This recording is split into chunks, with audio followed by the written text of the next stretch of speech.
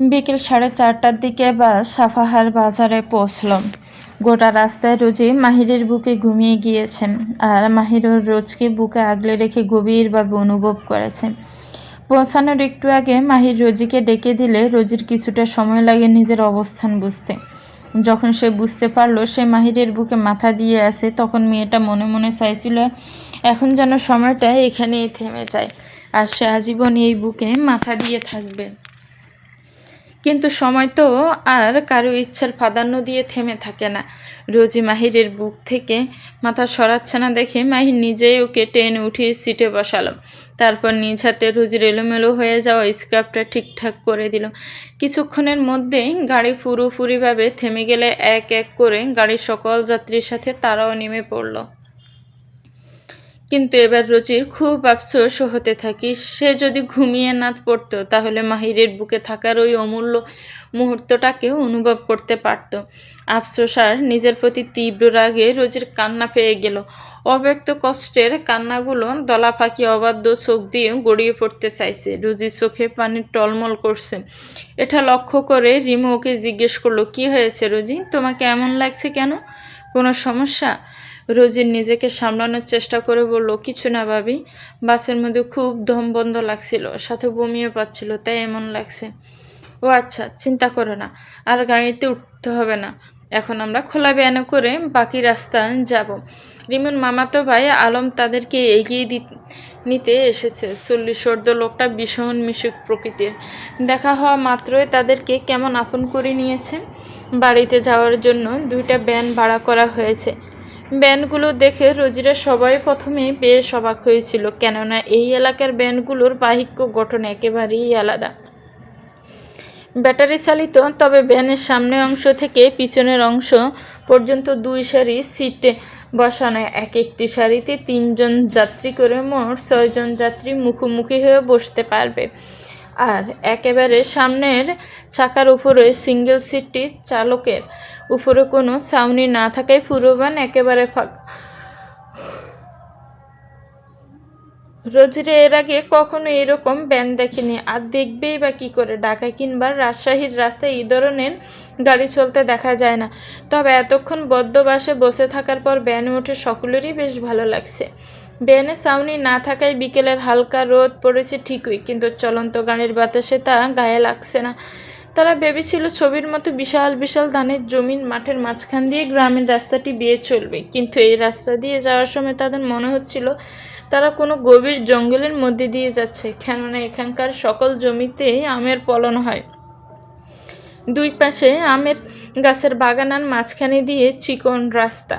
তাই তো সারা দেশের মধ্যে আমের জন্য এখন নওগাঁর এই অঞ্চলটি সবচেয়ে বিখ্যাত। মাহির আর রোজি আলাদা ভ্যানে উঠেছে। মাহির ইচ্ছে করেই এমন করেছে, কেননা সে জানে এখন সে রোজির যত কাছে থাকবে ততই রোজির অশান্ত মন আরও চঞ্চল হয়ে উঠবে।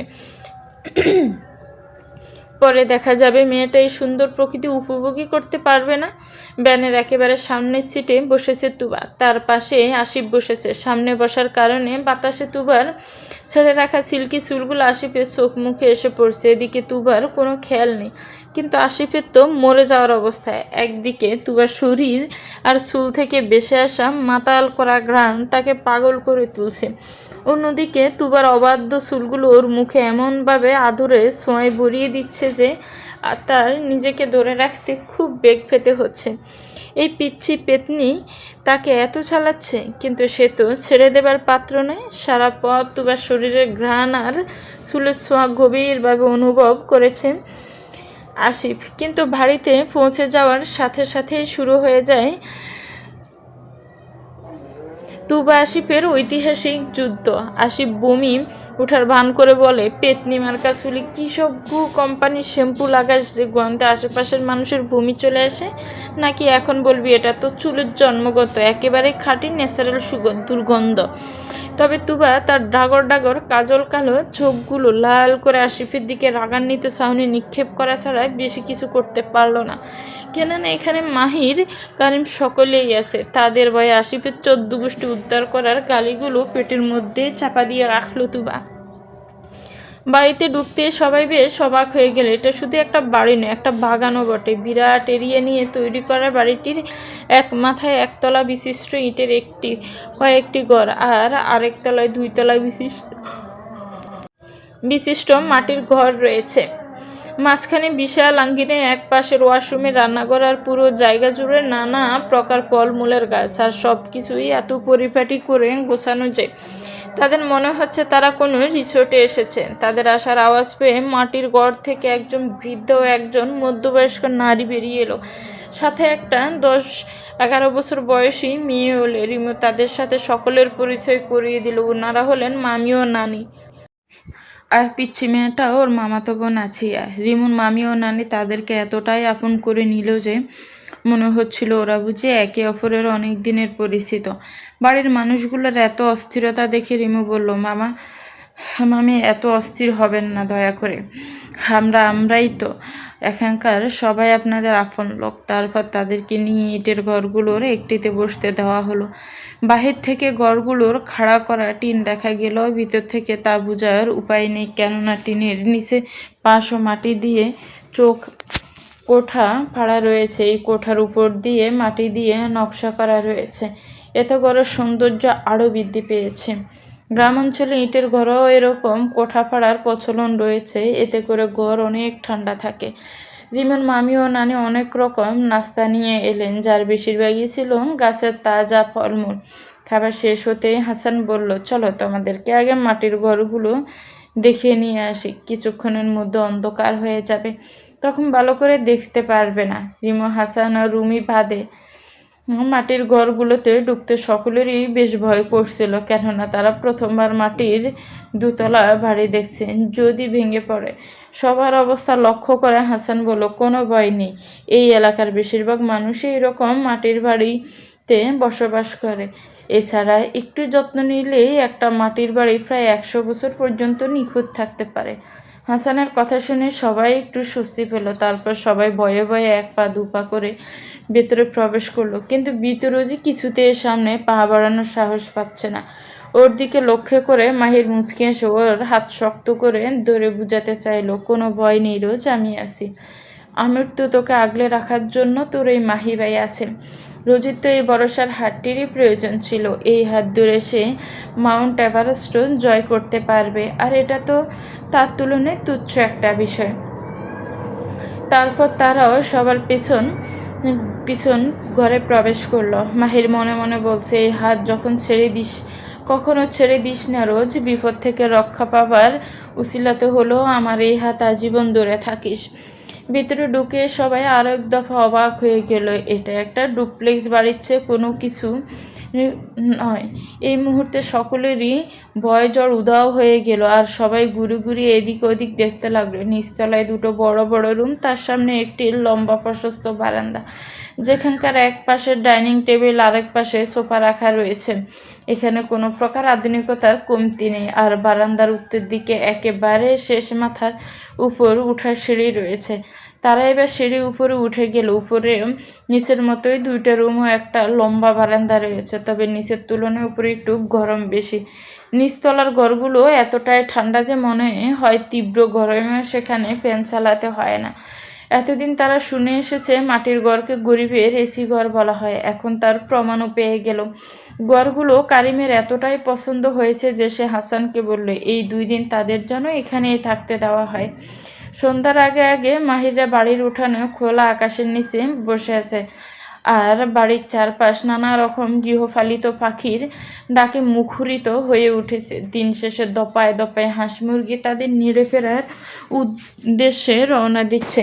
10 বছরের বালিকা আসিয়া তাদের নির্ধারিত খাবার পানি দিয়ে পরিচর্যা করতে ব্যস্ত, আর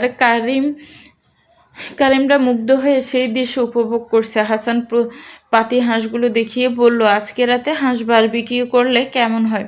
হাসানের কথা শুনে কারিম উৎফুল্ল হয়ে বলল, দারুণ হবে, কিন্তু বারবিকিউ করার জন্য তো অনেক রকম মশলার প্রয়োজন। এত অল্প সময়ের মধ্যে এগুলো জোগাড় করবি কিভাবে? কারিমকে নিশ্চিন্ত করে বলল, মশলা নিয়ে কোনো চিন্তা নেই, ওসব কিছু রেডি আছে। তাহলে তো কোনো কথাই নেই, তো আজ রাতে হয়ে যাকে। চন্দ্রবিলাসের সাথে বারবিকিউ পার্টি এসেছে পর্যন্ত তুবা তার স্বভাব মতো বাড়ির এ মাথা থেকে ও মাথা ছুটে বেড়াচ্ছে, আর তার সাথে যোগ দিয়েছে আমান। অবশ্য মাহির বেশ কয়েকবার ধামকে তাদের বসিয়ে দিয়েছে, কিন্তু সুযোগ বুঝে তারা আবার তাদের চঞ্চলতায় ফিরে গিয়েছে। এদিকে শান্তশিষ্ট রোজি বরাবরের মতোই চুপচাপ প্রিমোর পাশে বসে সবার গল্প শুনছে, আর তার কোলে বসে আছে হাসানের 1 বছরের ছেলে এহসান। ছোট্ট এহসান রোজিকে খুব পছন্দ করেছে, তাই তো সেখানে সে বাবা মা ব্যতীত অন্য কারো কোলে যায় না, সেখানে রোজির কোলে চুপ করে বসে আছে। আর রোজিও থেকে থেকে এটা ওটা বলে ওকে সঙ্গ দিচ্ছে। এদিকে সুযোগ বুঝে সকালে চোখ পাকি দিয়ে তুবা বাড়ির বাইরে বিশাল আকারের খলার পাশে পুকুর পাড়ে চলে আসে। সেখানে একটা মা রাজহাঁস তার নবজাতক বাচ্চাদের নিয়ে পুকুর থেকে উঠে গা জ্বালা দিচ্ছিল। হালকা হলুদ রঙের কিউট কিউট হাঁসের বাচ্চা দেখে তুবা নিজের লোভ সামলাতে পারলো না। এগিয়ে গিয়ে একটা বাচ্চা হাতে নিতে মা রাজহাঁসটি তার সরু লম্বা গলাটি আরও কিছুটা লম্বা করে তুবুর দিকে ফুসতে ফুসতে তেড়ে আসতে লাগে।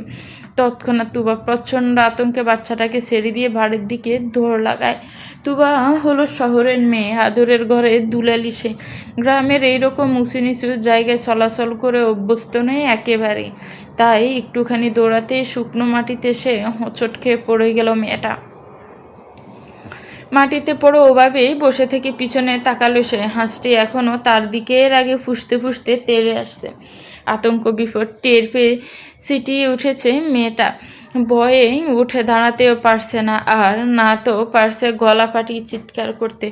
শরীরে এখন সেই শক্তিটুকু নেই ওর। প্রচণ্ড ভয়ে হাত পা যেন অবশ হয়ে আসছে, আর চোখ দিয়ে ক্রমাগত পানি গড়িয়ে পড়ে পশা লাল দুটো ভিজিয়ে দিচ্ছে। হাঁসটা যখন তুবার একদম সন্নিকটে, তখন তুবা কোনো ভাবান্তর না পেয়ে দু চোখ খিচে বন্ধ করে ফেলে। সঙ্গে সঙ্গে অনুভব করে কেউ তার 2 বাহু ধরে তাকে উঠিয়ে বুকের সাথে মিশিয়ে নিয়েছে। তুবা সে আগন্তুকের অস্তিত্ব টের পেয়ে কোনো ভাবাভাবি ছাড়াই আগন্তুকের গলা 2 হাতে জড়িয়ে ধরে এক লাফে ওর কোলে উঠে পড়ে। আসিফ সব সময় তুবাকে চোখে চোখে রাখার চেষ্টা করে, কেননা সে জানে চঞ্চল মেয়েকে যত নিষেধই করা হোক না কেন, সে কোনো না কোনো অঘটন ঘটাবে। কিছুক্ষণ যাবৎ তুবাকে দেখতে না পেয়ে আমানকে তার কথা জিজ্ঞেস করে, কিন্তু আমান জানে সেও জানে না তুবা কোথায়। তারপর আসিফ এদিক ওদিক খুঁজতে খুঁজতে বাড়ির বাহিরে এসে তুবাকে মাটিতে পড়ে থাকতে দেখে। অতঃপর আসিফ ব্যস্ত হয়ে তাকে দাঁড় করিয়ে বুকের সাথে জড়িয়ে নেয়, কিন্তু কি হয়েছে তা জিজ্ঞেস করার আগেই হুট করে তুবা তার কোলে উঠে পড়ে। অগত্যা মা হাঁসটি তুবাকে হদিসে না পেয়ে আসিফের পায়ের কিছুটা মাংস সহ চামড়া নিজের ধারালো ঠোঁটের সাহায্যে তুলে নিয়ে সেই স্থান ত্যাগ করলো। এবার আসিফ তুবার এই অবস্থার কারণ বুঝতে পারলো। সঙ্গে সঙ্গে পায়ে সেই ক্ষত দিয়ে ঘড়ঘড়িয়ে রক্তক্ষরণ হতে লাগলো। কিন্তু এদিকে আসিফের কোনো খেয়াল নেই, সে কোনো ব্যথাই অনুভব করতে পারছে না, আর কীভাবেই বা করবে। তার হৃদয়তে এখন প্রণয়ের ব্যথা অনুভব করতে ব্যস্ত। কার্গো প্যান্ট আর লেডিস শার্ট পরিহিত তুবা আসিফের কোমরের 2 পাশে 2 পা বেড দিয়ে রেখে 2 হাত দিয়ে শক্ত করে ওর গলা জড়িয়ে ধরে গলার ভাঁজে মুখ ডুবে দিয়ে রেখেছে, যেন এটি তার পরম ভরসার স্থান। তুবার নরম অদরজরা স্পর্শের সাথে সাথে ভয়ার্ত ভারী নিঃশ্বাস আসিফের গলায় আছড়ে পড়ছে।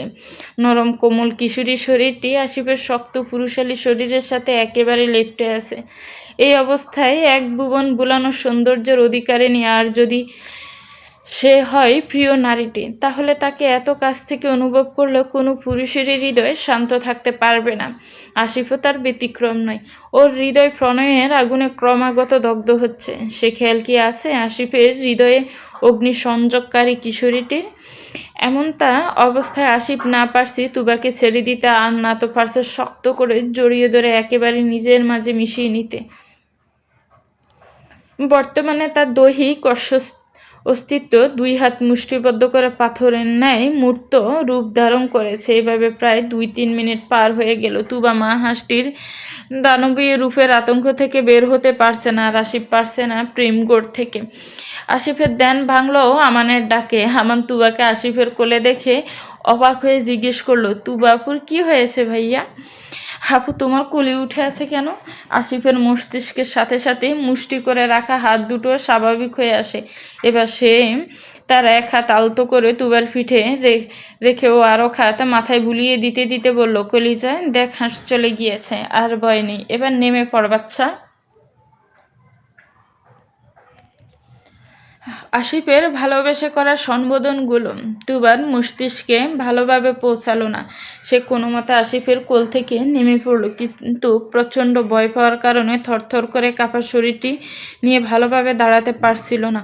অগত্যা আসিফ তাকে এক হাত দিয়ে বুকের সাথে জড়িয়ে নিয়ে দাঁড়িয়ে অন্য হাত দিয়ে ওর হাত পা অস্থির হয়ে দেখতে লাগলো পড়ে গিয়ে কোথাও ব্যথা পেয়েছে কিনা। তুবার ডান হাতের শার্টের উপর দিয়ে সামান্য রক্ত দেখে আসিফের দম বন্ধ হয়ে আসার উপক্রম। সে ব্যস্ত হয়ে শার্টের হাতা উপরে উঠে নিল, কুনুইয়ে একটুখানি ছাল উঠেছে দেখে স্বস্তির নিঃশ্বাস ছেড়ে তুবার দিকে তাকে জিজ্ঞেস করলো, আর কোথাও লেগেছে, হাঁটুতে বা অন্য কোথাও? তুবা নাক টানে উত্তর দিল না। আসিফ এবার তুবাকে দু হাত দিয়ে জড়িয়ে নিয়ে ওর মাথাটা বুকে চেপে ধরে সামান্য ক্রোধ মিশ্রিত কণ্ঠে বলে উঠল, এত তিরিং বিরিং করে বেড়াস কেন? একটু শান্তিতে থাকতে দিবি না আমাকে? আর কত জ্বালাবি?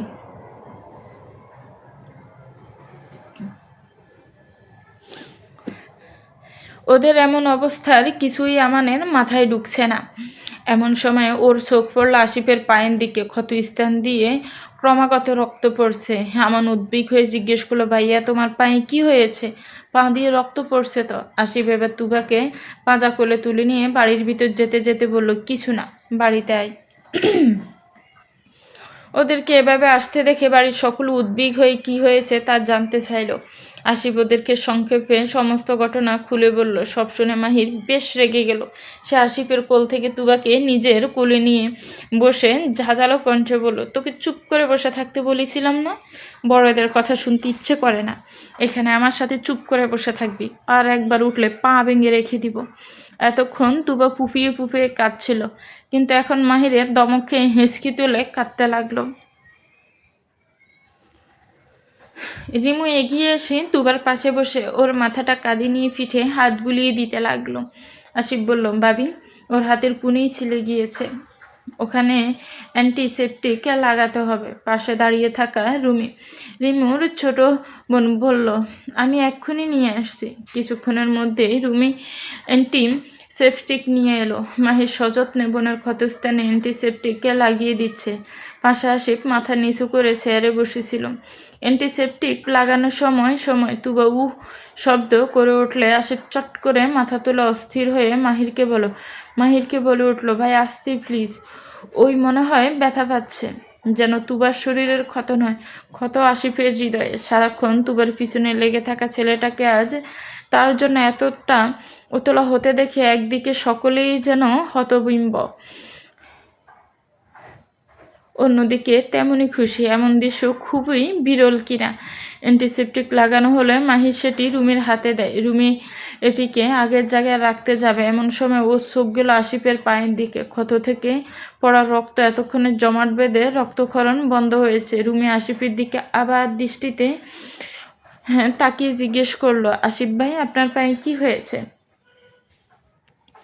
এতক্ষণে আসিফের নিজের ক্ষতের কথা মনে পড়ল।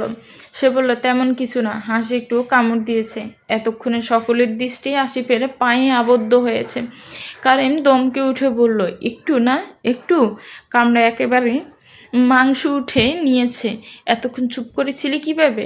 চিন্তা করো না ভাই, তেমন বড় ক্ষত না, অ্যান্টিসেপটিক লাগালেই ঠিক হয়ে যাবে। আসিফ রুমির হাত থেকে অ্যান্টিসেপটিক নিয়ে পায়ে লাগিয়ে নিল। তারপর তার জন্য বরাদ্দ করা রুমে চলে গেল রেস্ট করার জন্য। কিছুক্ষণ পর রুমি দরজায় নক করলো। আসিফ ভাই, আসবো? আসিফ বিছানায় আধশোয়া হয়ে ফোন স্ক্রল করছিল। রুমির কথা কানে যেতে সে সোজা হয়ে বসে ওর দিকে তাকিয়ে বলল, আরে রুমি, ভিতরে এসো। রুমি ধীর পায়ে ভিতরে প্রবেশ করলো। হাতে একটা ছোট বাটি, চোখ মুখের লজ্জা মাখা হালকা রক্তিম আবার লিপটে আছে। আসিফের কাছে এসে নিচু স্বরে বলল, আসিফ ভাই, দুর্বা ঘাস বাটা নিয়ে এসেছি, এটা ক্ষতস্থানে লাগালে ব্যথা তাড়াতাড়ি চলে যাবে। আসিফ সৌজন্যমূলক হেসে বাটিটা নিয়ে হাত বাড়িয়ে দিয়ে বলল, ঠিক আছে রুমি, তোমাকে ধন্যবাদ। রুমি আমতা আমতা করে বলল, ইয়ে মানে ভাই, আমি লাগিয়ে দিই? আরে না না, কি বলছো? তুমি আমার পায়ে হাত দিবে কেন? আমাকে দাও, আমি লাগিয়ে নেব। রুমির মনটা খারাপ হয়ে গেল। কি এমন হতো যদি সে লাগিয়ে দিত? এই লোকটা কি কিছুই বোঝে না? এই যে তার চোখে আসিফের জন্য অন্যরকম ভালো লাগার প্রতিচ্ছবি, তা কি আসিফ দেখে না? নিজের অজান্তেই এই শ্যামবর্ণের পুরুষটার প্রেমে ডুব দিয়েছে রুমি, কিন্তু আসিফ যেন তা দেখেও দেখছে না। তবে রুমি তো আর জানে না সে ভুল সমুদ্রে ঘা ভাসিয়েছে। অনেক আগে সেই সমুদ্রের দখলদারিত্ব পেয়েছে এক ষোড়শী কন্যা। শ্যামবর্ণের সুদর্শন পুরুষ আসিফের হৃদয়ে বাসা বেঁধেছে তারই চাচাতো বোন রূপবতী তুবা। রুমি আসিফের 1 বছরের জুনিয়র। তারা রাজশাহী ভার্সিটির একই ডিপার্টমেন্টে পড়ে, তাই পরিবারের বাইরেও তাদের প্রায় প্রতিদিনই দেখা হয়। আসিফের স্মার্টনেস, পার্সোনালিটি, অমায়িক ব্যবহার সব কিছুই একজন মেয়ের মন কাড়তে সক্ষম। আর এমনটা হয়েছে রুমির ক্ষেত্র। নিজের অজান্তেই কখন যেন সে আসিফকে মন দিয়ে বসেছে। আঙ্গিনার মাঝখানে খোলা আকাশের নিচে বারবিকিউ করার জন্য পরপর ইট সাজিয়ে বর্গাকার একটা চুলা তৈরি করা হয়েছে। সন্ধ্যার পরপরই সবাই হাতে হাতে কাজে লেগে পড়ল। বাড়ির মহিলাদের সাথে বসে রিমো হাঁসটাকে ভালোভাবে পরিষ্কার করে নিল। তারপর তারা পাশেই একটা মাটির চুলাতে চালের রুটি বানানোর প্রস্তুতি নিতে লাগলো। এদিকে বারবিকিউ করার দায়িত্ব পড়েছে ছেলেদের উপর। হাসান আর কারিম অনেকক্ষণ ধরে আগুন জ্বালাতে চেষ্টা করছে, কিন্তু বাতাসের কারণে আগুন বারবার নিভে যাচ্ছে। এভাবে আগুন জ্বালিয়ে তারা একেবারে অভ্যস্ত নেই। প্রচণ্ড ধোঁয়াতে বাড়ির একেবারে ভরে উঠেছে। এদিকে কাশতে কাশতে সবার অবস্থা শেষ।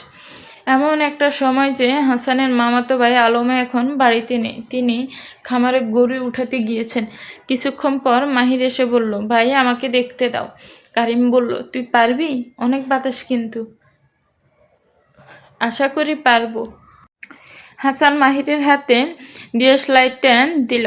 মাহির প্রথমে দুটো শুকনা ডাল সমান্তরালভাবে রেখে তার উপরে আরও দুটি মোটা ডাল বিপরীত করে রাখলো। তারপর মাঝখানে ফাঁকা জায়গাতে কিছু শুকনো খড় আর পাতা ঢুকিয়ে তার উপর ছোট কয়েকটা ডাল রেখে দিল। এরপর কয়েকটা ঘর লম্বা করে ভাঁজ করে নিয়ে তাতে আগুন ধরিয়ে সেটা ডালের পাক দিয়ে ভিতরে শুকনা পাতার মধ্যে ঢুকিয়ে দিল। আর কিছুক্ষণ পরেই ভিতর দিক থেকে আপনা আপনি আগুন এসে মোটা ডালগুলোকে জ্বালাতে শুরু করলো। তা দেখে হাসান বলল, বাহ মাহির, এই ট্রিক্স তুমি কোথায় শিখলে? মাহির মুচকি এসে জবাব দিল,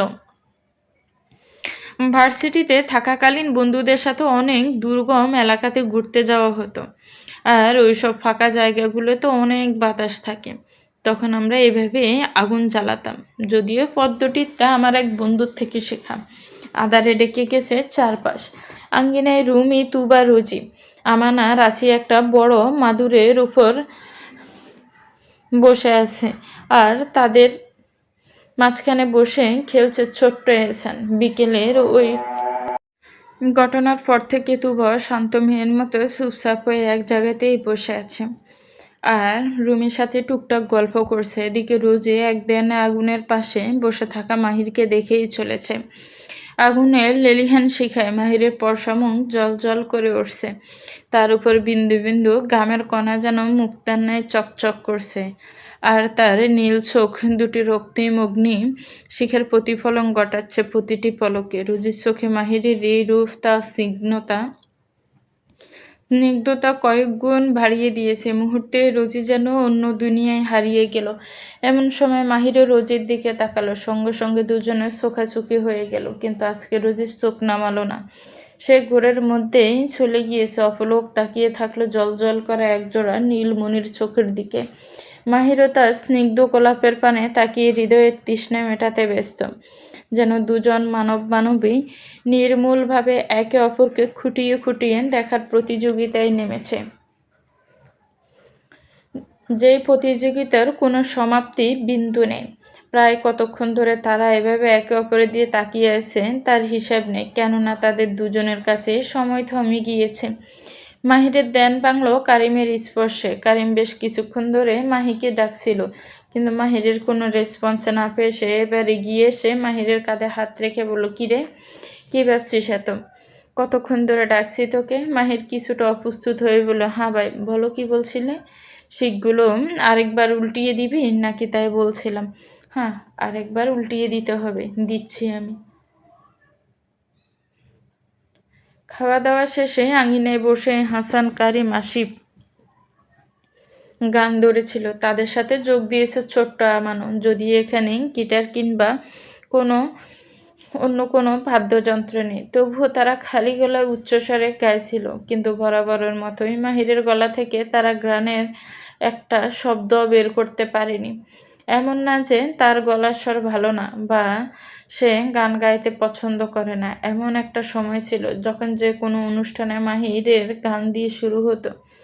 এমনকি গানের জন্য তার জাতীয় পর্যায়ের পুরস্কারও রয়েছে। বলা বাহুল্য, মীর পরিবারের সকল ছেলেরাই গানে বেশ পারদর্শী এবং গলার স্বরও বেশ ভালো। এর কারণও আছে বটে, ছোটবেলা থেকেই এই বংশের প্রতিটি ছেলেদের সঙ্গীত চর্চা করানো হয়। আর এই প্রথাটি আদিকাল থেকেই পালিত হয়ে আসছে। তাদের বংশে এমন আদি পুরুষ রয়েছে যারা তাদের যুগের বেশ খ্যাতিমান সঙ্গীত শিল্পী ছিলেন, আর তারা নিজেরাই বড় বড় গানের পালার আয়োজন করে সেখানে অংশ নিতেন। কালের ক্রমে এই রকম পালার আয়োজন করা না হলেও তাদের পূর্বপুরুষের ঐতিহ্য ধরে রাখতে এই বংশের সকল পুরুষদের সঙ্গীত চর্চা করানো হয়। তবে সেগুলো আধুনিক গান নয়, বরং আগের যুগের লোকগীতি, বাটিয়ালি, বাউল, রবীন্দ্রসঙ্গীত, নজরুল সঙ্গীত ইত্যাদি। পরে অবশ্য তারা নিজেদের মতো করে আধুনিক গান আয়ত্ত করে, কিন্তু মেয়েদের ক্ষেত্রে বিষয়টি একেবারেই ভিন্ন।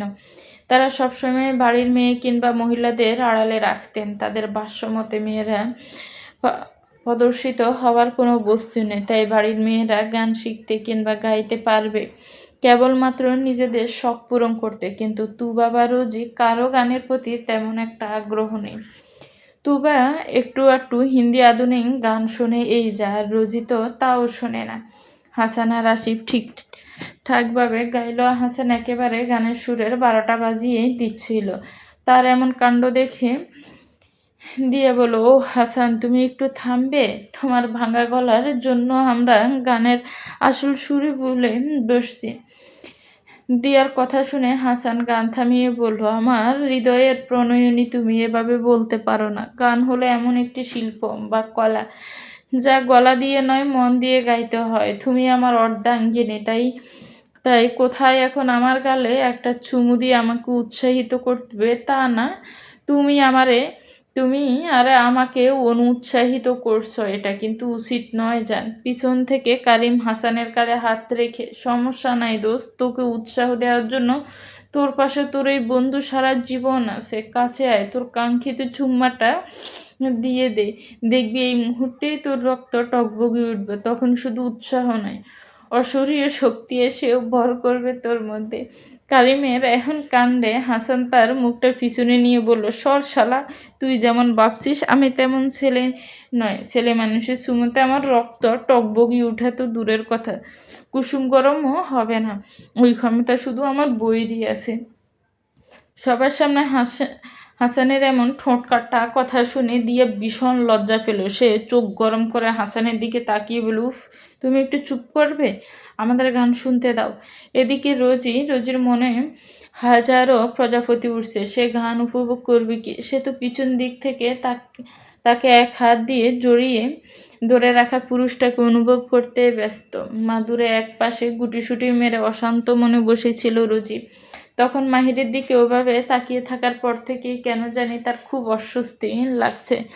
অস্থিরতা, হৃৎপিণ্ড লাফিয়ে বেরিয়ে আসতে চাইছে। এই মুহূর্তে তার মন ভীষণভাবে চাইছে একটুখানি শান্তির খোঁজে ওই প্রশস্ত বুকে ঝাঁপিয়ে পড়তে। মাহির বুঝলো তার অস্থিরতা, তাই তো সে রোজির পিছনে এসে বসলো।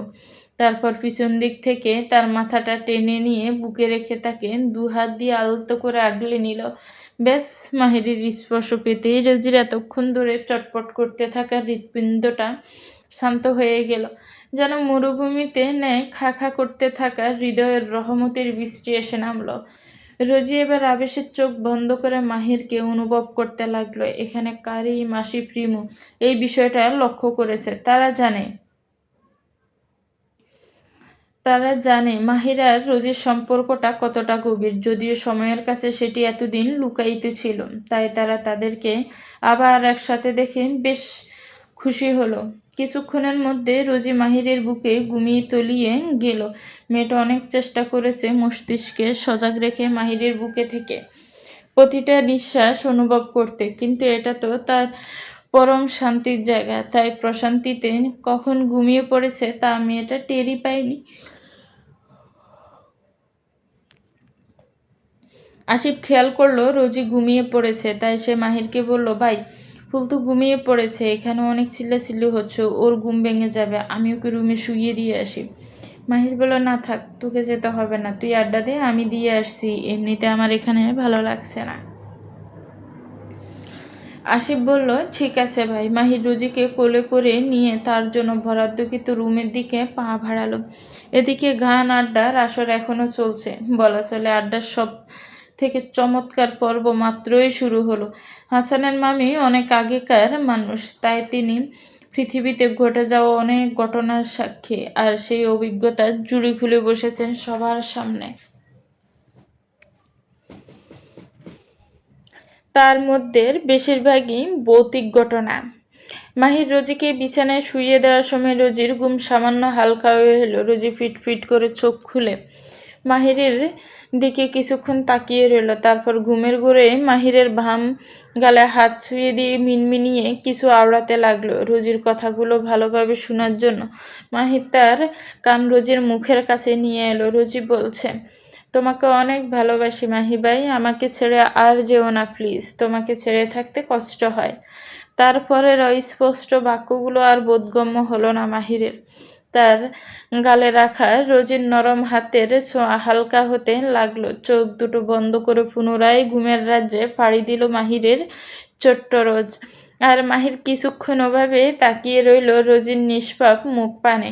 এখন তার মনে কি চলছে তা বোঝা মুশকিল, তবে রোজির বলা কথাগুলো তার উত্তপ্ত হৃদয়ে শীতল হাওয়া বইয়ে দিয়েছে, যার ফলস্বরূপ মাহিরের পোড়া ঠোঁটের কোণে এক চিমটি হাসির রেখা ফুটে উঠেছে। রোজির নাকের উপর একটু ডান দিকে করে কালো কুচকুচে ছোট্ট একটা তিল আছে, যেটা বরাবরই মাহিরের খুব প্রিয়। এই মুহূর্তে মাহিরের চোখে তিলটিকে আটকে আছে। কিছুক্ষণ তাকিয়ে থাকার পর মাহির তিলটির উপর গভীরভাবে ঠোঁট ছুঁয়ে দিল, যেখানে নোংরামি ছিটে ফোটাও ছিল না, শুধু ছিল এক আকাশ সমান ভালোবাসার মুগ্ধতা। এই ষোড়শীর ভুবন বোলানো সৌন্দর্য প্রাপ্তবয়স্ক মাহিরের মনে কখনোই কামনা জাগায় না, বরং একরাশ মুগ্ধতায় ওর হৃদয় ভরিয়ে দেয়। কিছুক্ষণ পর মাহির রোজির নাক থেকে ঠোঁট সরিয়ে ঘাড়ের নিচ থেকে হাতটা আলতো করে বের করে নেয়। তারপর একটা চেয়ার টেনে নিয়ে খাটের সামনে বসে পড়ে। এর মধ্যে যদি রোজির ঘুম ভেঙে যায় এবং নিজেকে একা ঘরে পায়, তাহলে ভীষণ ভয় পাবে মেয়েটা। এই ভেবে মাহির আর বাইরে এলো না, সে সেখানেই বসে রইল। দুবার রুমি এলেই ও চলে যাবে। মাহিরের ভাবনার মধ্যে ওর ফোনটা বেজে উঠল। মাহির পকেট থেকে ফোন বের করে স্ক্রিনে ভেসে ওঠা আশফিয়ার নাম্বার দেখে বিরক্তিতে ব্রু কুঁচকে নিল। মাহির অবলীলায় কল কেটে দিয়ে ফোনটা অফ করে দিল। তার রোজের মাঝে মাহির কোনো তৃতীয় ব্যক্তিকে অবস্থান মেনে নিবে না, কোনোভাবেই না। হাসানের মামির বলা ভৌতিক কাহিনীগুলো সকলে বেশ উপভোগ করছে। তুবও মন দিয়ে শুনছিল, কিন্তু কাহিনীগুলো এতটাই জীবিত যে ভয়ে তার একেবারে জুবুথুবু অবস্থা। সে একেবারে ডান দিকের এক কর্নারে বসেছিল। এই পর্যায়ে তার মনে হচ্ছে গল্পের ভূত তার পাশের চোপ থেকে এক্ষুনি দৌড়ে বেরিয়ে আসবে। তাই সে বাম দিকে সরে আসতে আসতে কখন যে আসিফের কাছাকাছি চলে এলো তা তার খেয়ালই নেই। এমন সময় হঠাৎ করে একটা বিড়াল টিনের উপর থেকে লাফ দিয়ে তার পাশ কেটে চলে যায়। ব্যাস, এতক্ষণ ধরে বহু কষ্ট করে নিজের মধ্যে লুকিয়ে রাখা ভয়টা মুহূর্তে প্রতিক্রিয়া রূপে বেরিয়ে আসে। তবু অন্ধকারের মধ্যে কোনো কিছু না ভেবে পাশে থাকা বস্তুটি আঁকড়ে ধরে। একটা গগন পাটা চিৎকার দিয়ে আসিফের উরুর উপর উঠে বসে পড়ে। সাথে সাথে একটা মৃদু চিৎকার আসিফের কণ্ঠনালী হতেও প্রতিধ্বনিত হয়ে হতবিম্ব। আসিফ তার মেন পয়েন্ট আঁকড়ে ধরে রাখা তুবার হাতটি ছাড়াতে ব্যস্ত হয়ে পড়ে, কিন্তু তুবা তো ছাড়তে নারাজ। বেচারা আসিফ না পারছে হাত দিয়ে কিছু করতে, আর না পারছে মুখ দিয়ে কিছু উচ্চারণ করতে। সে শুধু আবছা আলোয় তুবার মুখের দিকে অসহায় দৃষ্টিতে তাকিয়ে আছে। তুবা যখন বুঝতে পারে সে ঠিক কী আঁকড়ে ধরে রেখেছে, তখন মেয়েটার সাথে সাথে হাত ছেড়ে দিয়ে এক জটকে আসিফের উপর থেকে সরে যায়। এদিকে অন্ধকারের কারণে কেউ কিছুই বুঝতে পারলো না। কারিম ব্যস্ত হয়ে কি হয়েছে তা জিজ্ঞেস করলে আসিফ একটা লম্বা শ্বাস নিল। কিছু না ভাই, আমার ঘুম আসছে, আমি ঘরে গেলাম বলে আসিফ সেখান থেকে উঠে চলে গেল। আর তুবা মুখ কাচুমাচু করে বসে রইল। রিমু বলল, হ্যাঁ অনেক রাত হয়েছে, আমাদের এখন ঘুমোতে যাওয়া উচিত। সকাল সকাল উঠতে না পারলে গ্রামে আসাটাই বৃথা হয়ে যাবে। কারিম বলল, আচ্ছা আমাদের কালকের প্ল্যান কি? হাসান বলল, সকালের দিকে পুরো গ্রামটা ভালো করে ঘুরে দেখব, আর দুপুরের পর মেলায় যাব, তারপর মেলা থেকে একটা বিলে যাব। হাসান সকাল সকাল সবাইকে ঘুম থেকে ডেকে তুলল, কেননা মে মাসের এই গরমকালে একটু বেলা হলে সূর্যের তাপে ঘুরে বেড়ানো তো দূরের কথা, বাইরে টেকাই মুশকিল হয়ে যাবে। যদিও শেষ রাতের দিকে বৃষ্টি হয়েছিল, তাই আবহাওয়া এখন বেশ ঠান্ডা ঠান্ডা। হালকা কিছু নাস্তা করে তারা গ্রামটি ঘুরে দেখতে রওনা হলো। গ্রামের প্রাকৃতিক দৃশ্য বরাবরই সকলের মন করে, তেমনি আজকে মুগ্ধ করছে শহরে কৃত্রিম পরিবেশে বেড়ে ওঠা কয়েকজন ছেলে মেয়েদের। আসিফ এই অপূর্ব দৃশ্যগুলো তার গলায় ঝুলিয়ে থাকা ক্যামেরায় বন্দি করে নিচ্ছে। আসিফ বরাবরই ছবি তুলতে খুব ভালোবাসে। সে যেখানেই যায় সেখানকার স্মৃতিগুলো ফ্রেমে বন্দি করার চেষ্টা করে, এমনকি তার উঠানো এক একটা ছবি যেন স্বপ্নের মতোই সুন্দর আর মানুষের কল্পনার মতোই জীবন্ত হয়ে ধরা দেয়। আসিফের এই প্রচেষ্টা, তার দক্ষতা দেখে অনেকেই ছবিগুলোকে বিভিন্ন অনলাইন ফটোগ্রাফি প্রতিযোগিতায় জমা দিতে বলেছিল। একবার তো তার এক বন্ধু জোড়াজুড়িতে সাজেকে তোলা কয়েকটা ছবি বাংলাদেশ প্রেস ফটো কন্টেস্টে জমাও দিয়েছিল, কিন্তু সেই ছবিগুলো তেমন কোনো বিশেষ স্থান দখল করতে সক্ষম হয়নি। অবশ্য আসিফ এই বিষয়ে তেমন একটা গুরুত্ব কখনোই দেয়নি। দিলে হয়তো ভালো কিছুই হতো, সে তো কেবলমাত্র শখের বসে ছবি তোলে। তবে আজকে আসিফের ছবির মডেল হয়েছে স্বয়ং তুবা। এমনিতেই কখনো আলাদা করে তুবার ছবি উঠায়নি আসিফ, কিন্তু আজকে কেন জানি এই অসাধারণ গ্রামীণ প্রকৃতির ছবিগুলো নির্জীব নিষ্প্রাণ মনে হচ্ছিল আসিফের কাছে। তখনই আসিফের চোখ পড়ল পাশের হালকা গোলাপি রঙের লং স্কার্ট সাদা পতু ও তার উপরে সোনালি সুতোর কাজ করা সাদা কোটি পরিহিত রমণীটির দিকে। অগত্যা সে তুবাকেই প্রস্তাব দিল তার ছবির মডেল হওয়ার জন্য। আর এদিকে এই প্রস্তাবে তুবাও এক কথায় রাজি হয়ে গেল। ফ্রিতে ছবি তোলা এমন সুযোগ সে হাতছাড়ে করে কিভাবে? আসিফ আর তুবা একটা শাপলা ভরা পুকুরে বেঁধে রাখা নৌকায় বসে ছবি তুলতে ব্যস্ত, আর তাদের সঙ্গ দিচ্ছে আমান। আসিফের ডিরেকশন অনুযায়ী তুবা পোজ দিচ্ছে, আর তখনই আসিফ সেই মুহূর্তটাকে ক্যামেরায় আবদ্ধ করে নিচ্ছে। তুবার উপস্থিতিতে ছবির আকৃতি যেন প্রাণ ফিরে পেয়েছে। প্রতিটি ছবি হয়ে উঠেছে জীবন্ত। পুকুর পাড়ে একটা বিশাল কাঠগোলাপের গাছ রয়েছে, আর এই মুহূর্তে বাকিরা তার নিচেই বসে আছে। আকাশ মেঘলা প্রকৃতির, তাই এমন একটা রোদ নেই। তার উপর দক্ষিণ দিক থেকে বেশ বাতাসও বইছে, আর সেই বাতাসের সাথে বেশে আসছে কাঠগোলাপের মিষ্টি সুবাস। এক কথায় সব কিছু মিলে একটা অসাধারণ পরিবেশ সৃষ্টি হয়েছে। মাহির পকেট থেকে ফোনটা বের করে দেখলো তার ম্যানেজারের বেশ কয়েকটা মিসড কল উঠে আছে। জরুরি কিছু হতে পারে ভেবে মাহির কল ব্যাক করার জন্য উঠে একটু দূরে যাচ্ছিল, তখনই রোজিও মাহিরের পিছন পিছন ছুট দিল। মাহির পিছন ফিরে রোজিকে আসতে দেখে বলল, তুই কোথায় যাচ্ছিস? মাহিরের কথা শুনে রোজি সেখানে কাছুমাছি হয়ে দাঁড়িয়ে মাথা নিচু করে নিল। এবার মাহির মুচকি এসে এক হাত ওর দিকে বাড়িয়ে দিয়ে বলল, আয়। ব্যাস, রোজিও হাসি মুখে চাপিয়ে পড়ল মাহিরের বুকে। মাহির ওকে এক হাত দিয়ে জড়িয়ে নিয়ে ম্যানেজারকে কল দিল। রোজি আসলে জানতো না যে মাহির কল করার জন্য এদিকে এসেছে। জানলে সে কখনোই মাহিরের পিছু নিত না। ফোন তো ব্যক্তিগত কথা বলতে পারে। এই সময় কারো পাশে থাকতে চাওয়াটা এক প্রকার বেয়াদবি। তাই রোজি বলল, আপনি কথা বলুন মাহির ভাই, আমি বরং ওখানে যাই। রোজির কথা শুনে মাহির ওর হাতের বাঁধন আরেকটু দৃঢ় করে রোজিকে তার পাশে চাইল। কল রিসিভ হতে ওপাশ থেকে ম্যানেজার জাকির সালাম দিলেন। মাহির সালামের উত্তর দিয়ে বলল, জাকির সাহেব, কোনো সমস্যা?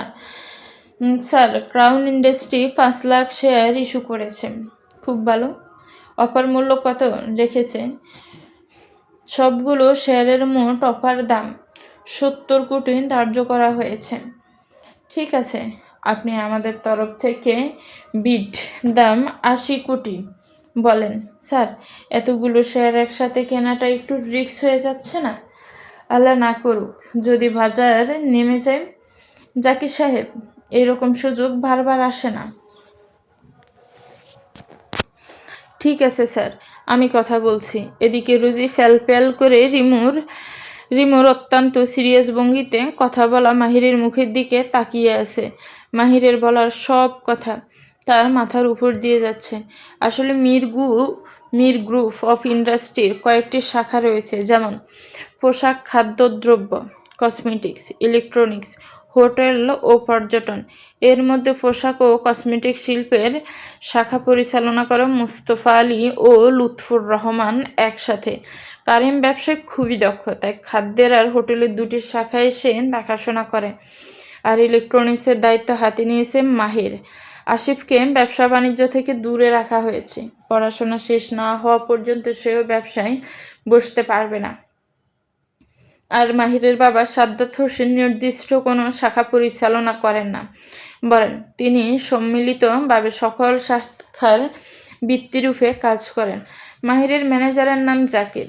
ব্যবসা পরিচালনা করতে তিনি মাহিরকে সাহায্য করেন। সাদ্দাত হোসেনের খুব বিশ্বস্ত লোক জাকির। আসলে তিনি মাহিরের উপর সম্পূর্ণ বিশ্বাস স্থাপন করতে পারেননি, তাই তো তিনি তার বিশ্বস্ত ও অভিজ্ঞতা কর্মচারী জাকিরকে মাহিরের ম্যানেজার রূপে নিযুক্ত করে ব্যবসা দেখাশোনার দায়িত্ব দিয়েছে। মাহির ফোন পকেটে রেখে রোজির দিকে তাকালো। রোজিকে নিজের দিকে অবাক হয়ে তাকিয়ে থাকতে দেখে ব্রু কুচকে জিজ্ঞেস করলো, এভাবে কি দেখছিস? রোজি আগের ন্যায় তাকিয়ে থেকেই বলল, এতগুলো টাকা দিয়ে আপনি কি কিনবেন মাহির ভাই? শেয়ার। রোজি প্রশ্নের সূচক দৃষ্টিতে তাকিয়ে বলল, শেয়ার? শেয়ারের মানে তুই এখন বুঝবি না, আর একটু বড় হয়ে যখন ব্যবসায় বসবি তখন বুঝতে পারবি। রোজি ব্রু কুচকে বলল, কিন্তু আমি তো ব্যবসায় বসবো না, আমি ডাক্তার হব। আচ্ছা, মির গ্রুপ অফ ইন্ডাস্ট্রির 10% মালিক হবি তুই। এতগুলো সম্পদ তাহলে কি করবি? রোজি তৎক্ষণাৎ একগাল হেসে জবাব দিল, সবাইকে ভাগ করে দিব। তারপর হাত দিয়ে এককে চিমটি দেখিয়ে দিয়ে বলল, কিন্তু তোমাকে আর আসিফ ভাইয়াকে একটু বেশিই দিব। রোজির বাচ্চা বাচ্চা কথা শুনে মাহির ফিক করে হেসে ওর কপালে চলে যায় আশায় বেবি হেয়ারগুলো কানের পিছে গুজে দিল। মুহূর্তে মাহিরের অতীতের সেই সুবর্ণ দিনগুলো মস্তিষ্কে হানা দিতে লাগলো। ছোটবেলায় যদি রোজিকে তার কোনো জিনিস বা খাবার সবার মধ্যে ভাগ করে দিতে বলা হতো, তাহলে সে সবাইকে সমান করে দিল, মাহিরা রাশিদকে একটু বেশিই দিত। মাহিরা রাশিদ তার সবচেয়ে প্রিয় দুইজন মানুষ কিনা। মাহির ভাবল এই মেয়েটাই তার হাসির কারণ, যার অতীতে বর্তমান সব কিছুই মাহিরকে হাসতে শেখায়। এই মেয়েটার সান্নিধ্য তাকে হাজারো দুঃখ ভুলিয়ে সুখের সন্ধান দেয়। তার বেঁচে থাকার একমাত্র কারণ। তার আধার কালো বাগানে ফুটন্ত একমাত্র সাদা গোলাপ তার রোজ। আসিফ শাপলা ফুল নিয়ে মাথায় টায়রা বানিয়েছে। তুবে এখন সেটি মাথায় দিয়ে ছবি তুলছে। পরিত্যক্ত নৌকাটির শেষ কর্নারে পা দুটো পানিতে নিমজ্জিত করে বসে আছে তুবা। লং স্কার্টের এক পাস্ত পানিতে সুই সুই অবস্থা। বাতাসে ঘাড় পার করা চুলগুলো উঠছে। আর নৌকার অন্য কর্নার থেকে আসিফ মুহূর্তগুলোকে ক্যামেরা বন্দি করে নিচ্ছে। অসংখ্য লাল শাপলার মধ্যে ফুটে আছে আরেকটা জীবন্ত শাপলা। এই অবস্থায় আসিফের মাথায় একটা উপমা খুব করে গুড় করছে, শাপলাবতী। এদিকে রুমি পাড়ে বসে আসিফ তুবার কর্মকাণ্ড লক্ষ্য করছে। এই মুহূর্তে তুবার প্রতি রুমির কেন জানি বেশ হিংসা হচ্ছে। যদি এটাকে হিংসা বলা চলে না, এটা হলো ঈর্ষা। মেয়েরা হয়তো এমনই, ভালোবাসার মানুষটির অন্য কারো প্রতি আলাদা মনোযোগ দেওয়া সহ্য হয় না। পরক্ষণেই রুমি তার মন ও মস্তিষ্কে বোঝালো ওরা তো কাজিন, তাই ওদের মধ্যে এরকম সম্পর্কটা স্বাভাবিক। মাহির আর রোজি যেখানে দাঁড়িয়েছিল সেখান থেকে একটু একটা গাছে একটা শব্দ পেতে ওরা দুজনে সেদিকে তাকায়। একটা আহত পাখি মাটিতে পড়ে আছে, হয়তো অন্য পাখির সাথে মারামারি করতে গিয়ে আহত হয়ে ডাল থেকে মাটিতে পড়ে গিয়েছে। এটা দেখে রোজি দৌড়ে পাখিটির কাছে গেল, কিন্তু পাখিটিকে ধরার আগে সেটি ভয় পেয়ে উড়াল দিল, কিন্তু আহত থাকে বেশি দূর যেতে পারলো না। একটুখানি যেতেই আবার মাটিতে পড়ে গেল। রোজি এবার খুব সাবধানে তাকে হাতে তুলে নিয়ে ভালোভাবে দেখতে লাগলো। ডান দিকের ডানায় বেশ খানিকটা জায়গা জুড়ে ক্ষতের সৃষ্টি হয়েছে। রুজি চিন্তিত মুখে পাখিটিকে নিয়ে মাহিরের দিকে আসতে লাগলো। তার দৃষ্টি এবং মনোযোগ দুটি হাতে থাকা পাখিটির দিকে আবদ্ধ ছিল, তাই সে না দেখে পিচ্ছল মাটিতে হাঁটতে গিয়ে দপাস করে পড়ে গেল বললে ভুল হবে। দেখে মনে হচ্ছিল যে পা দুটো দুই দিকে ছড়িয়ে এক হাত মাটিতে ভর দিয়ে অন্য হাতে পাখিটিকে কোলের সাথে ধরে বসে আছে। ওভাবে বসে থেকে রোজি এবার মাহিরের দিকে অবুঝ শিশুর মতো ঠোঁট উল্টে তাকালো। তার কেন জানি ভীষণ লজ্জা লাগছে। পড়লো তো পড়লো, মাহিরের সামনেই পড়তে হলো, তাও আবার এভাবে। এতক্ষণ তো মাহির পকেটে দুই হাত ঢুকিয়ে রোজির কর্মকাণ্ড লক্ষ্য করছিল, কিন্তু এবার রোজির অবস্থা আর ব্যক্তি দেখে সে শব্দ করে হেসে ফেলল। এমন কি সময়ের সাথে সাথে হাসির রেখা চড়া হচ্ছে। কেন জানি এই মুহূর্তে মাহির কোনোভাবে হাসি থামাতে পারছে না। সে আকাশের দিকে তাকিয়ে মন খুলে হাসছে, অথচ এখানে হাসার মতো কিছুই ঘটেনি, বরং তার এখন রোজিকে সাহায্য করা উচিত। মাহিরকে এভাবে হাসতে দেখে রোজিও কোনো কিছু না বুঝে দিন দুনিয়া বলে হাসতে লাগলো, যেন তার হাসতে কোনো কারণ লাগে না। মাহির ভাই হাসলে সে নির্দ্বিধায় হাসতে পারে। কিছুক্ষণ পর মাহির হাসি থেমে আকাশের দিকে তাকিয়ে থেকে একটা লম্বা নিঃশ্বাস নিল। কতগুলো বছর পর সে এভাবে মন খুলে হেসেছে তা বলা মুশকিল। মাহির রোজির কাছে গিয়ে ওর দিকে হাত বাড়িয়েছিল। রোজির নিঃসংকোচে মাহিরের বাড়িয়ে দেওয়া হাতখানা ধরে উঠে দাঁড়ালো। জামার পিছন সাইডের পুরোটা কাদায় লেপ্টে গেছে। মাহির বলল, কোথায় ব্যথা পেয়েছিস? না, সত্যি বল। হ্যাঁ, সত্যি ব্যথা পাইনি। মাটি নরম ছিল তাই কিছুই হয়নি। শক্ত মাটি হলে বুঝছি, একেবারে কোমর ভেঙে যেত। তাহলে তো ভালোই হতো, আপনার কোলে উঠতে পারতাম। রোজির কথা শুনে মাহির তড়িৎ গতিতে তার দিকে তাকালে। এই দৃষ্টিতে কিছু কিছু একটা ছিল। রোজি বেশ ভয় পেয়ে গেল। সে স্মরণ মেলে কখন যে কথাটি বলে দিয়েছে নিজেও বুঝতে পারেনি। রোজি মাহিরের দৃষ্টিতে তাকিয়ে আমতা আমতা করে বলল, না মানে ছোটবেলা পড়ে গিয়ে ব্যথা পেলে তো আপনি কোলেই নিতেন।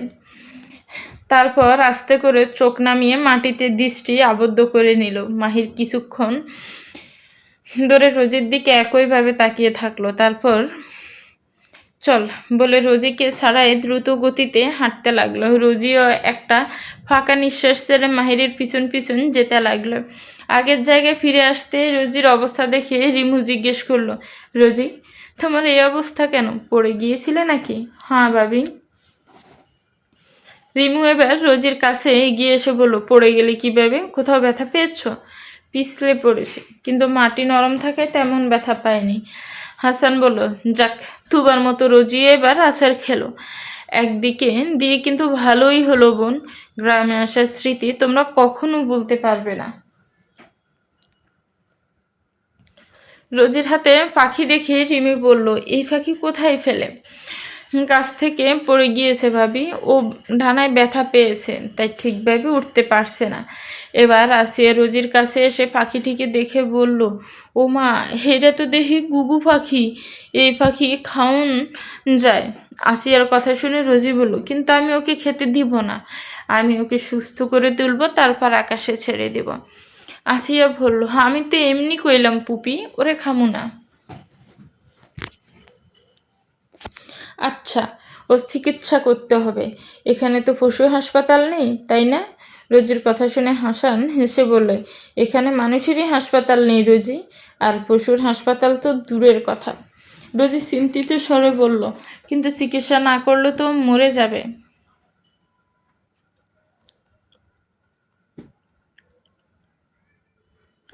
রোজের বাচ্চামো কথা সকলেই উপভোগ করলো। মাহির একটু বিরক্ত বোধ করলো, একটা পাখিকে নিয়ে এত মাতামাতি করার কি আছে।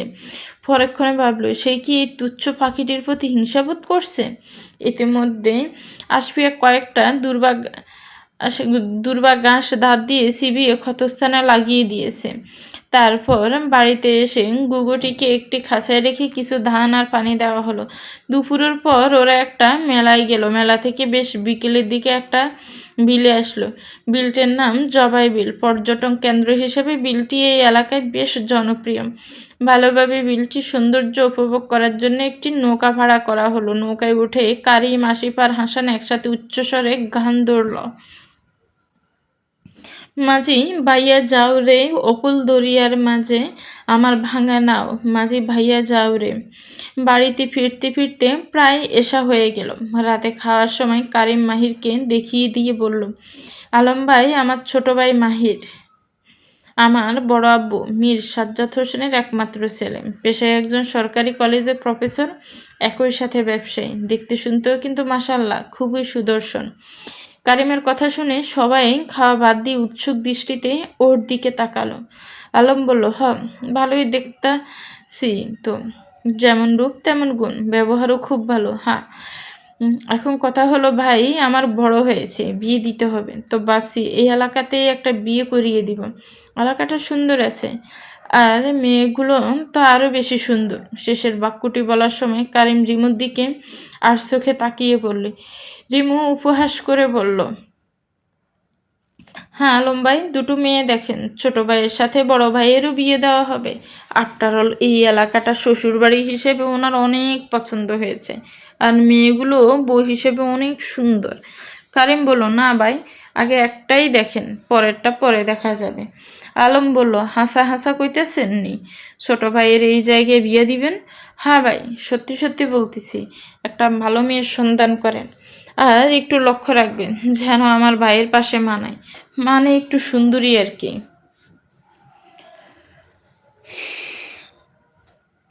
আচ্ছা ভাই, আপনি আমারে কইছেন আমি কালকাতে ছাটিনাটি নিয়া বাইর হইমু বালা মাইয়ার খোঁজে। হাসান বলল, হ্যাঁ ভাই, একটু তাড়াতাড়ি করবেন, এমন যেন না হয় যে বিয়ে খাওয়ার আগেই আমি বুড়ো হয়ে গেছি, দাঁত পড়ে গেলে কিন্তু বিয়ে খেতে পারবো না। হাসানের কথা শুনে সবাই হেসে দিল। এদিকে মাহির নিজের মতো করে খেয়ে যাচ্ছেন। তার আচরণ এবং পাপ ভঙ্গিমা একেবারে স্বাভাবিক, যেন তাকে নিয়ে কোনো কথাই হয়নি এখানে। আর তার নীরব থাকা দেখে কারিম ভাবল এই বিষয়ে মাহির আর কোনো আপত্তি করবে না। এদিকে রোজি সবার মতোই খাচ্ছে আর ওদের কথা শুনছে। মাঝরাত, গ্রামের শান্ত প্রকৃতি আরো শান্ত হয়ে উঠেছে। নিস্তব্ধতায় ছেয়ে আছে পুরো পরিবেশ। মাঝে মাঝে ঝিঁঝে পোকার ডাক জানান দিচ্ছে পৃথিবী এখনো জেগে। প্রাকৃতিক ডাকে রোজের ঘুম ভেঙে গেল। ওয়াশরুমে যাওয়ার প্রয়োজন, কিন্তু একা যাবে কি করে? এমনিতে অপরিচিত জায়গা, তার উপর পরিবেশ নিস্তব্ধ অন্ধকার। এছাড়া গ্রামের বাড়ি হওয়ায় ওয়াশরুম ঘর থেকে অনেক দূরে। বলা বাহুল্য, গাছপালার আবৃত বিশাল বাড়িটির এ মাথা আর ও মাথা। রোজি আস্তে আস্তে পাশে ঘুমিয়ে থাকা রুমিকে ডাকলো। রিমুর ঘুম বেশ গাঢ়। রোজির ডাকে তার ঘুম ভাঙলো না, বরং একটু নড়েছড়ে আবার ঘুমিয়ে পড়লো। রোজি এবার ভয়ে ভয়ে তুবাকে ডাকলো, কিন্তু যা ভেবেছিল তাই হলো। তুবা ঘুমের মধ্যেই একটা ধমক দিয়ে উঠে পাশ ঘুরে পুনরায় ঘুমিয়ে পড়লো। রোজি ওভাবে কিছুক্ষণ বসে থাকলো, কিন্তু আর সম্ভব নয়, এখন যেতেই হবে। রোজি আস্তে আস্তে হেঁটে গিয়ে দরজা খুললো, তারপর ভয়ে ভয়ে দরজার বাইরের দিকে পা বাড়ালো। ছাদের আবছা আলোতে আঙ্গিনায় একটা পুরুষালী অবয়ব দেখা যাচ্ছে। এবার ভয়ে রোজির আত্মা বেরিয়ে যাবার উপক্রম।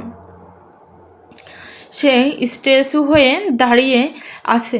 তখনই একটি চিরচেনা কণ্ঠস্বর হেসে এসে তার কর্ণগোচর হলো। রোজ, মাহির ভাই, এদিকে আয়। রোজির সকল ভাই নিমিষে উধাও হয়ে গেল।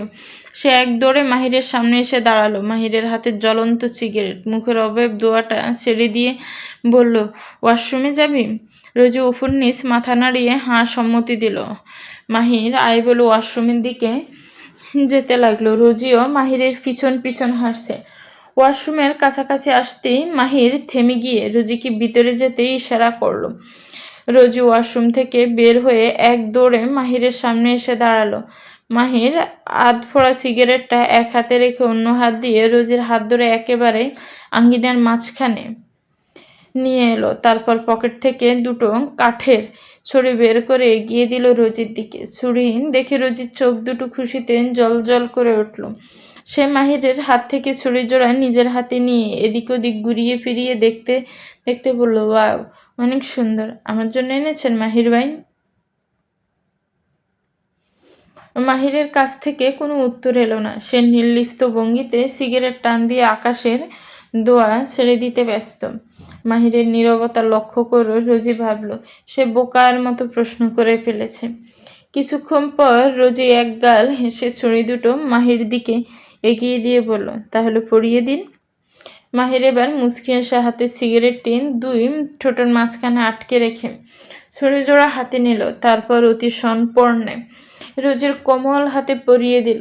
চাঁদের আলোতে মাহির লক্ষ্য করলো একজোড়া শুভ্র হাতের কবজিতে পড়ে থাকা লাল কালচে ছুরিগুলো তার রোজের হাতের সৌন্দর্যকে কয়েক গুণ মহিমান্বিত করে তুলছে। মাহিরের ভাবনার মধ্যে রোজি আরেকটা অভাবনীয় কাজ করে বসলো।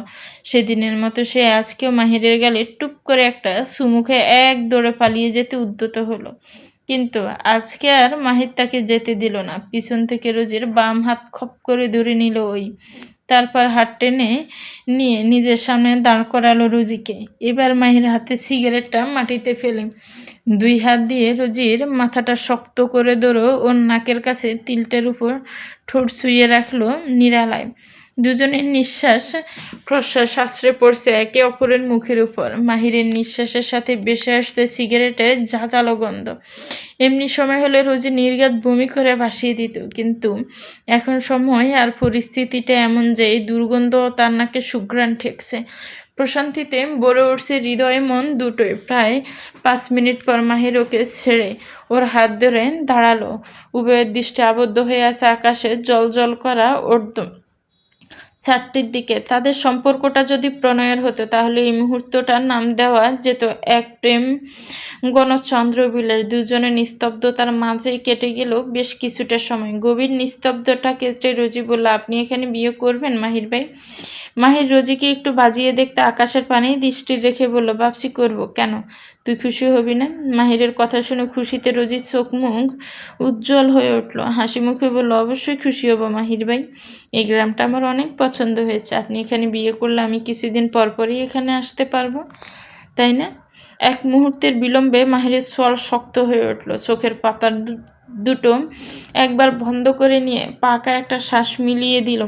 রাতের গুমট বাতাসে যথাসম্ভব নিজেকে স্বাভাবিক রেখে শীতল স্বরে বলল, ঘরে যা। রোজে মাহিরের ধরে রাখা হাতটি আরেকটু শক্ত করে ধরে বলল, আরেকটু থাকি, আমি যেতে বলেছি। মাহিরের রাগী কণ্ঠে শুনে রোজির মুখটা ফ্যাকাশে হয়ে গেল, কিন্তু সে গেল না। মাথা নিচু করে ওভাবে দাঁড়িয়ে রইল। মাহির এবার মৃদু আকারে দমকে, কি বলেছি, কানে যায়নি? এবার রোজি আস্তে করে মাহিরের হাতখানা ছেড়ে দিয়ে ঘরের দিকে পা বাড়ালো। যেতে যেতে মনে মনেই ভাবলো, আপনাকে আমি আর কবে বুঝতে পারবো মাহির ভাই?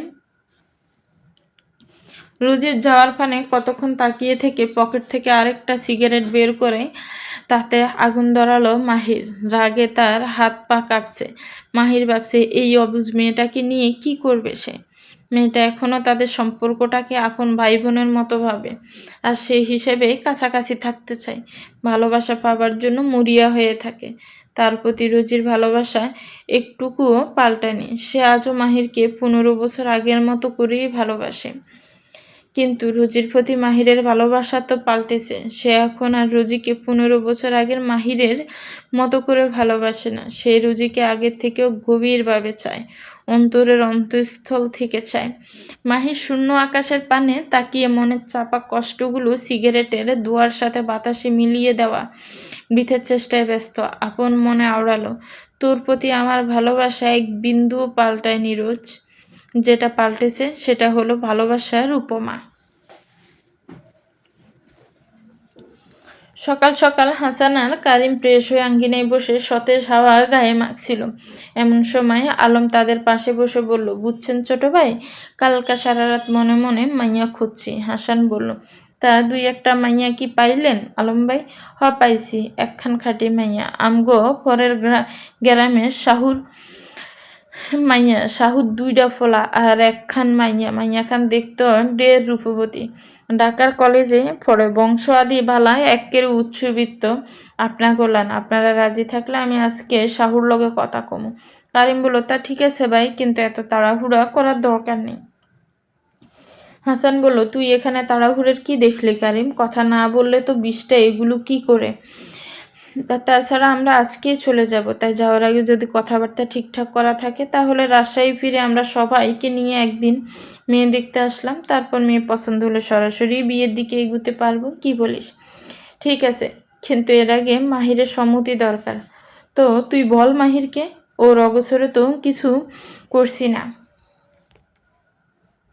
নাকি তুই বাড়ির লোকদের নিয়ে চিন্তা করছিস? আরে না, বাড়ির সবাই যত তাড়াতাড়ি সম্ভব ওর বিয়ে দিতে চায়। সকলের ধারণা বিয়ে করিয়ে দিলে নিজের প্রতি ওর গা ছাড়া ভাবটা দূর হবে। কিন্তু আমার চিন্তা হচ্ছে মাহিরকে নিয়ে, ওই রাজি হবে তো? এই পর্যন্ত তো আর কম সম্বন্ধ আনা হয়নি। আচ্ছা, আমরা আগে কথা বলি ওর সাথে, ওকে বুঝিয়ে বলি। সকালে নাস্তা করার সময় কারিম মাহিরকে বিষয়টি খুলে বলেছিল। সব শুনে মাহির প্রত্যুত্তরে শুধু বলেছে, আমরা এই বিষয়ে কোনো প্রকার কথা ছাড়াই আজকে রাজশাহীতে ফিরে যাচ্ছি ভাই। এর থেকে বেশি কিছু বললে তুমি কষ্ট পাবে। তোমাকে অনেক ভালোবাসি আর সম্মান করি, তাই তোমাকে কষ্ট দিতে চাই না। আশা করি তুমি আমাকে বুঝতে পারবে ভাই। এরপরে কেউ আর কিছুই বলতে পারেনি। বিকেলে ফিরে আসার সময় প্রত্যেকেরই মন বেশ খারাপ ছিল। এই দুইটা দিন ওদের সবার কাছেই ছিল স্বপ্নের মতো, বিশেষ করে আসিফের। এই 2 দিন সে তুবার অনেকটাই কাছাকাছি ছিল। তেমন একটা ঝগড়াও হয়নি তাদের মধ্যে, কিন্তু বাড়ি ফিরলে আবার শুরু হয়ে যাবে সাপে নেউলের সম্পর্ক। এদিকে রোজির মন খারাপের কেন্দ্রবিন্দু হলো গুগু পাখিটি। তার মনে হচ্ছে সে চলে যাওয়ার পর এই বাড়ির লোকেরা গুগুটিকে খেয়ে ফেলবে। অবশেষে সে মুখ ফুটে বলেই ফেলল, আমি পাখিটিকে আমাদের সাথে নিয়ে যাই। রোজির কথা শুনে কারিম বলল, আমরা এমনিতেই পাবলিক বাসে যাচ্ছি রোজি, এখন ওকে কিভাবে নিব? আমাদের সাথে সাথে বাসের মানুষও বিরক্ত হবে এতে। হাসান বলল, তুমি চিন্তা করো না রোজি, ওরা তোমার পাখিকে খেয়ে ফেলবে না। সুস্থ হয়ে গেলেই ওকে ছেড়ে দেওয়া হবে, এই নিশ্চয়তা আমি তোমাকে দিচ্ছি। সবার অমতের বিরুদ্ধে গিয়ে রোজি আর কিছুই বলতে পারল না। রোজির মন খারাপ করা দেখে আমান উপহাস করে বলল, কান্না করে না বড় আপু, বাসায় গিয়ে বড় আব্বুর লুঙ্গি ধরে অনুরোধ করবে, দেখবে বড় আব্বু তোমাকে গুগু পাখির চিড়িয়াখানা তৈরি করে দেবে। আমানের কথা শুনে তুবো ওর সাথে হাইফাই করে দুজনেই মুখ টিপে হাসতে লাগলো। রোজি বলল, আমান তুমি আমার ভাই নাকি শত্রু? আমি তোমারই ভাই রোজি আপু, কিন্তু তুবা আপুর শুভাকাঙ্ক্ষী। ব্যানে ওঠার সময় সবাই যখন একে অন্যের সঙ্গে কুশল বিনিময় করতে ব্যস্ত, তখন রোজি আসিয়াকে এক প্রকার শাসিয়ে শাসিয়ে বলছে, তুমি আমার পাখিকে কিচ্ছু করবে না, বুঝেছ? ও সুস্থ হয়ে গেলেই ওকে ছেড়ে দিবে, খাঁচাতেও বন্দি করে রাখবে না। রোজির এত অস্থিরতা দেখে মাহির আর নিজেকে ধরে রাখতে পারল না। সে ভ্যান থেকে নেমে খাঁচা সহ পাখিটিকে নিয়ে এলো। তারপর ভ্যানে ওঠে কারিমকে আস্তে করে বলল, চিন্তা করো না ভাই, বাজারে গিয়ে একটা নতুন খাঁচা কিনে নেব। আসলে খাঁচাটি অনেক পুরনো আর নোংরা ছিল, আর এটিই মূলত পাখিটিকে নিতে কারিমের আপত্তিকর কারণ ছিল, যা মাহিরি তখনই বুঝতে পেরেছিল। যদিও পাখিটিকেও নিয়ে রোজির এত মাতামাতি মাহিরের একদমই সহ্য হচ্ছিল না, তবু এই মুহূর্তে তার কাছে রোজির খুশি সবার আগে। পাখিটিকে সাথে নিয়ে যেতে পারবে বলে রোজির মন ভালো হয়ে গেল। সে হেসে আসিয়ার গাল টেনে দিয়ে বলল, তুমি অনেক মিষ্টি মেয়ে, স্কুল ছুটি হলে রাজশাহীতে বেড়াতে এসো, তোমাকে নিয়ে অনেক ঘুরবো, কেমন? বাড়ি থেকে বের হতে খানিকটা দেরি হয়ে গিয়েছিল ওদের, তার উপর পথে বাস নষ্ট হয়ে যাবে। রাজশাহীতে পৌঁছাতে পৌঁছাতে বেশ খানিকটা রাত হয়ে এলো। মীরমহলের ড্রয়িং রুমের বাড়ির সকলেই বসে আছে তাদের ফেরার অপেক্ষায়, আর মেসি প্রত্যেকের পায়ের কাছে ঘুরঘুর করছে। এই 2টা দিন সে বেশ শান্ত হয়ে থাকলেও সন্ধ্যার পর থেকে অশান্ত হয়ে লাফিয়ে বেড়াচ্ছে। হয়তো সে বুঝতে পেরেছে তার মালিক ফিরে আসছে তার কাছে। সাদ্দাত হোসেন হাতে ফোন নিয়ে সোফায় বসে আছেন আর একটু পরপর রোজিদেরকে বাস স্টেশনে এগিয়ে নিতে যাওয়ার ড্রাইভারকে ফোন দিচ্ছেন, তো একবার কারিম আসিফদের ফোন দিচ্ছেন। শাহিদা বেগম স্বামীর অতিরিক্ত অস্থিরতা লক্ষ্য করে বললেন, আপনি মনে হয় একটু বেশিই চিন্তা করছেন মাহিরের বাবা। ওরা তো বললোই বাস খারাপ হয়ে গিয়েছিল, তাই দেরি হয়েছে। প্রত্যুত্তরে সাদ্দাত হোসেন স্বভাব মতোই গম্ভীর স্বরে বলে উঠলেন, এজন্যই বলেছিলাম গাড়ি নিয়ে যেতে। বাড়িতে এতগুলো গাড়ি থাকতে তারা নাকি বাসে করে যাবে। বাড়ির বউ আর বাচ্চাদের নিয়ে এখন রাস্তায় রাস্তায় ঘুরুক।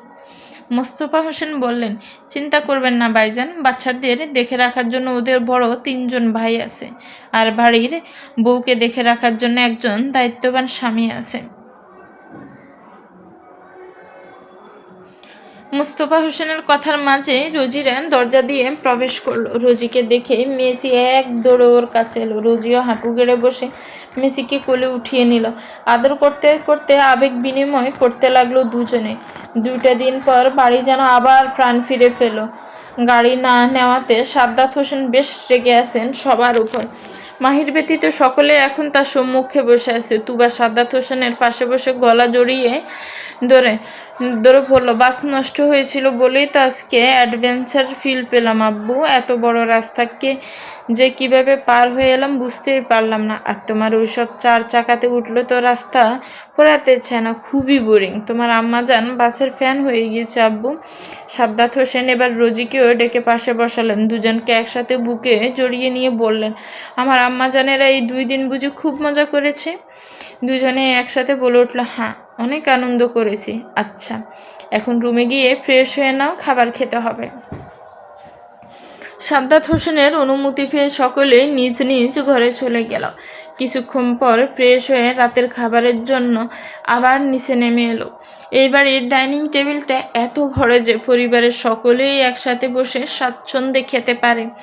খাওয়ার এক পর্যায়ে মাহিরের দাদি সকিনা বিবি করিমের উদ্দেশ্য করে বললেন, দাদুভাই তোমাকে যে একটা দায়িত্ব দিয়েছিলাম, যেখানে যাচ্ছ সেখান থেকে আমাকে একটা সতীন এনে দিবে। কারিম এক নজর মাহিরের দিকে তাকিয়ে বলল, এখন এসব কথা থাক না দাদি। কেন থাকবে, কেন? দায়িত্ব অবহেলা করা কিন্তু আমার একদম পছন্দ না।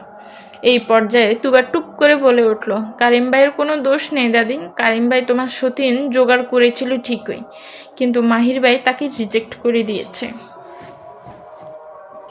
কারিম তুবাকে কিঞ্চিত দমকে বলল, এখানে বড়রা কথা বলছে তুবা, তুমি চুপ থাকো। কারিমের দমকে তুবার দাঁত চিবিয়ে আস্তে করে আড়ালো, সত্যি কথা বললেই যত দোষ, নন্দঘোষ। কিছুক্ষণের নীরবতা ভেঙে এবার সাদ্দাত হোসেন বলে উঠলেন, মাহির খাওয়া শেষ করে আমার ঘরে আসবে। চলবে। তো ভিউয়ার্স, গল্পটার এই পর্ব কেমন লেগেছে একটু কমেন্টস করে জানাবেন, আর অবশ্যই গল্পটাকে নিয়ে একটি গঠনমূলক কমেন্টস করবেন। গল্পটা ভালো লাগলে একটি লাইক করবেন, গল্পটাকে শেয়ার করবেন, আর আমার চ্যানেলকে প্লিজ সাবস্ক্রাইব করবেন। যারা অলরেডি সাবস্ক্রাইব করে রেখেছেন তাদেরকে অনেক অনেক ধন্যবাদ। ভালো থাকবেন, সুস্থ থাকবেন, আমার চ্যানেলের সাথেই থাকবেন। আল্লাহ হাফেজ। আসসালামু আলাইকুম ওয়া রাহমাতুল্লাহি ওয়া বারাকাতুহু।